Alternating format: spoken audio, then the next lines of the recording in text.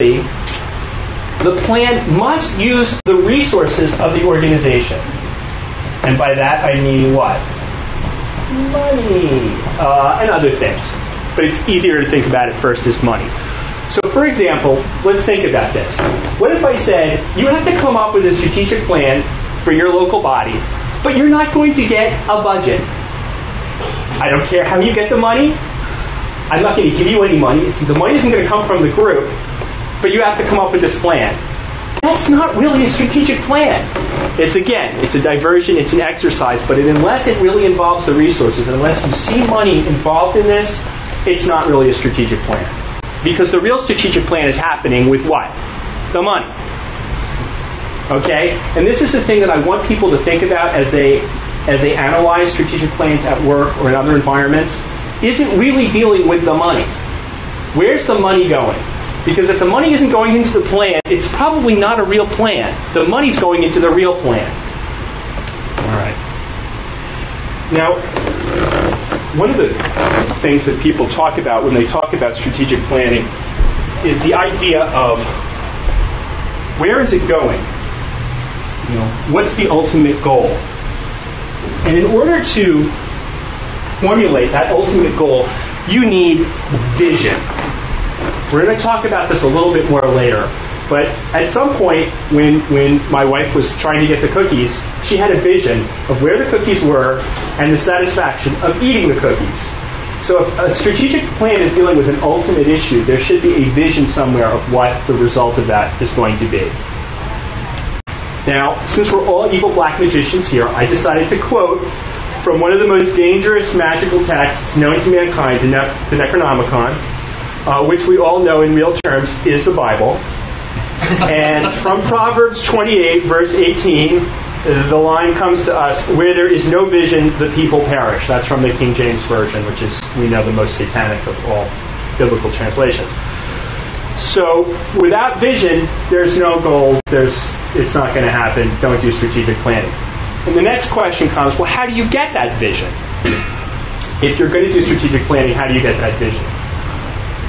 In certain circumstances, the vision is going to be given to you. It's going to be kind of obvious. If you don't have an obvious vision, I have another suggestion from the Temple of Psychic Youth, which says to explore daily your deepest desires, fantasies, and motives, gradually focusing on what you would like to have happen in a perfect world, a perfect situation, taking away all restrictions and practical considerations, what you really want. So if you want to come up with a vision, either for yourself as an individual or for an organization that you're involved with, that is a process that you can work on to get that vision.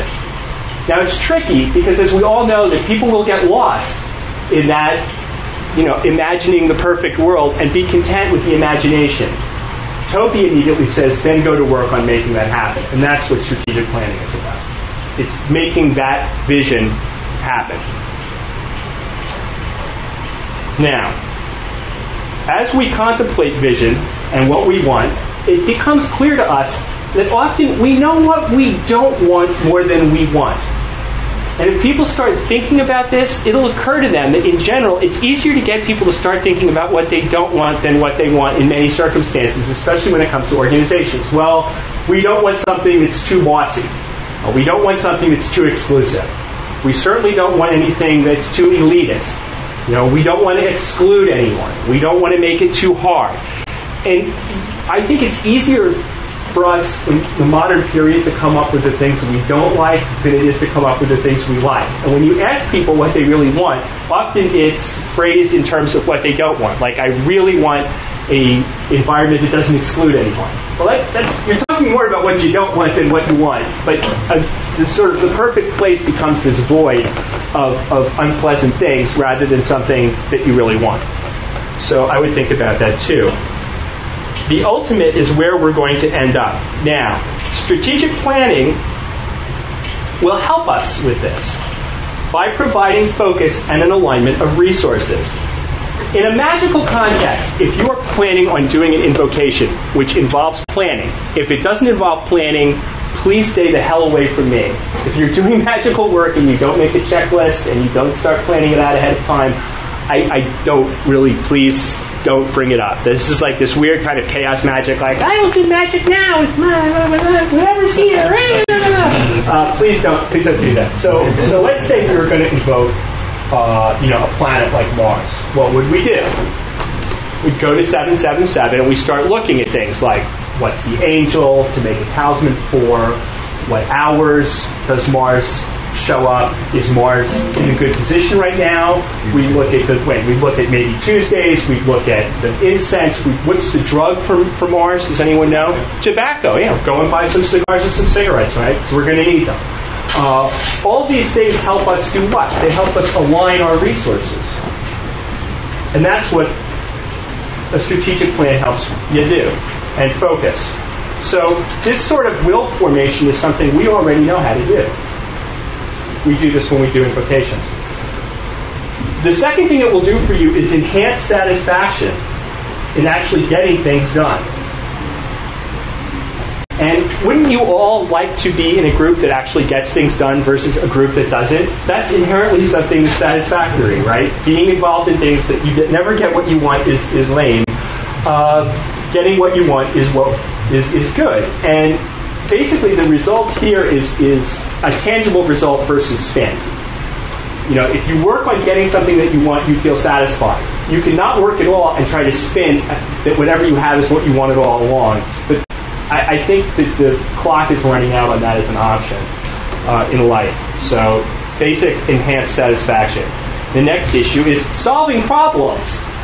Most of the time, magic actually occurs because you have a problem or a deficit that you want to see solved. Strategic planning is no different. If there are problems, strategic planning will let you solve them versus spinning about them. It will help you improve conditions, both within your organization and out. That's obvious. The next one that our book gives us is credibility and issues. What kind of credibility are we talking about here? Now, when I bring this up in strategic planning, oftentimes people say, well, if we do the strategic planning and we get things done and we solve problems, people outside of the group will think better of us. And that's true, they will.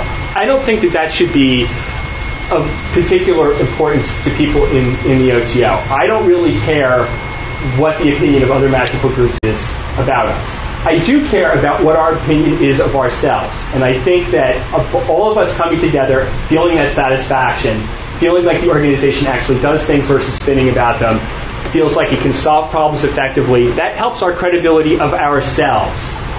So whether it has this larger effect on credibility, I'm not that interested in. I'm more interested in how we feel about ourselves and how I think strategic planning will help that. Bishop Barry, who was here last week, actually did an amazing dissertation once on what strategic planning can really help you with, which is opportunity costs. And I wish I had a copy of it with me because it was very, very helpful. Opportunity costs come into play because there's only a limited amount of time and resources that you have at any point in your life. And if you choose to do something, you are, by that choice, choosing not to do a whole bunch of other things. And this rubs everybody the wrong way, because in modern life, we want endless opportunities to do everything we want, and we want the largest number of choices and no restrictions or cutoffs at all. And that's just not possible. There's a limited amount of money, there's a limited amount of time. Strategic planning helps you manage your opportunity costs by choosing the things that you want to do and realizing that you can't have everything. The other thing that I think strategic planning really helps with is initiative. The more you're actually starting the process and taking the initiative to get something done, the more the universe is generally on your side. In addition, if you are not the person taking the initiative, you are dependent on the people who are taking the initiative. Right? Because somebody out there is going to take initiative, so it might as well be you and your group, versus waiting for somebody else to do it so that you have to react to them. And the more you don't strategically plan and don't take initiative, the more you sort of become the bug and everything else becomes the windshield. And you want to be the windshield, you don't want to be the bug. And one of the things that we found in doing organizing in politics is that the more you did the planning, the more you set the tone, you set the agenda, and everyone else had to react to you. And if you didn't do that, then you wound up reacting to everybody else, which is not really where you want to be, especially as Thelemic magicians. Do we really want to be under the gun of everybody else around us, being pushed around by what they do? I don't think so. What will strategic planning not do?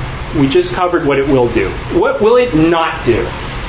First of all, strategic planning is no substitute for effective leadership, right? Let's just say we all became the leaders of Babylon Oasis all of a sudden, kaboom, and we spent the next 4 hours coming together with a plan, gave it to whoever walked in the door and took off for the mountains, the valleys, the oceans white with foam, and decided they've got the plan, go ahead, they can deal with it, we're free.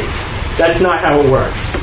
Coming up with a great plan helps your leadership. It is not a substitute for it. And no matter how great your plan is, you're still going to have a leader with vision who can articulate the message of where the group is ultimately going to wind up, influence to keep people on board with the plan as they work on it, and direction to make sure the plan is moving the right way.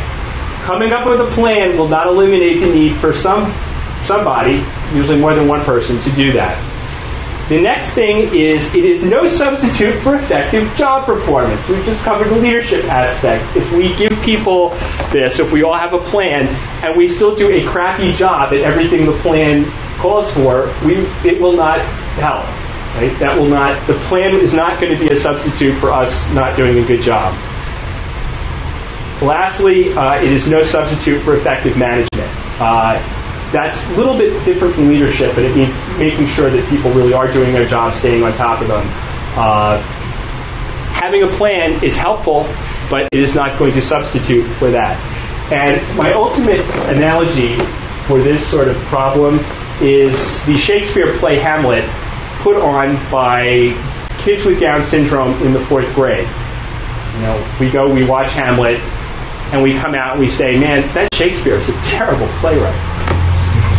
Jesus Christ, he sucks. Okay, no. Shakespeare is an amazing playwright, the immortal bard of Avalon. The kid's doing the play with the people with the problems. And no matter how great your play is, if the actors in it suck, it will not go forward. No matter how great your plan is, we could come up with the best strategic plan. It could be inspired by the gods themselves. And if the people who are tasked with doing it are incompetent, it's not going to work. Does that make sense? Okay, so strategic plan, not the be-all and the end-all, still needs other things. The next stage I'd like to talk about is some myths regarding strategic planning, which is significant because we just told you what it won't do. Myth of strategic planning number 1, it's complex. No, it's not. It's painfully, sinfully, stupidly easy. Many simple things are difficult. Many complex things are actually kind of easy once you get into the flow of them.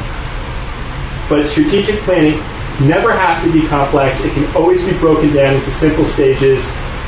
Nothing I have told you so far is really that complex. You don't need to be a 7=4 adeptus exemptus in order to understand any of it. High school dropouts working at Peace Action could grasp these issues pretty quickly. Next, it's new. No, it's old. If you go out and get a new book about strategic planning, even a really good one, the chances are very good that they have gotten it from things that were written 50 years ago. I have been following textbooks on strategic planning for nonprofit organizations for almost 20 years. None of them have anything new to say. So it's always the same old thing. And I was talking with my director not too long ago, and we were sort of rehashing the past and going back through the trajectory of the organization from when we started working for it, when it was nothing, to where it is now.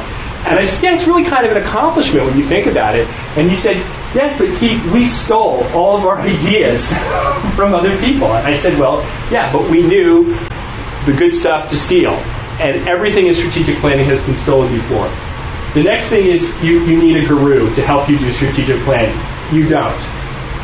Anyone can get one of these books. It's brain dead easy, and you can do it yourself. So you don't need an expert to do it. I don't really need to be the strategic planning expert for anybody because it's really pretty simple.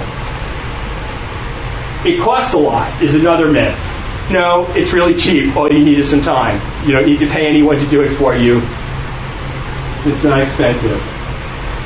The last myth is that it's finished at some point. You don't have to do it anymore. That's another myth. You always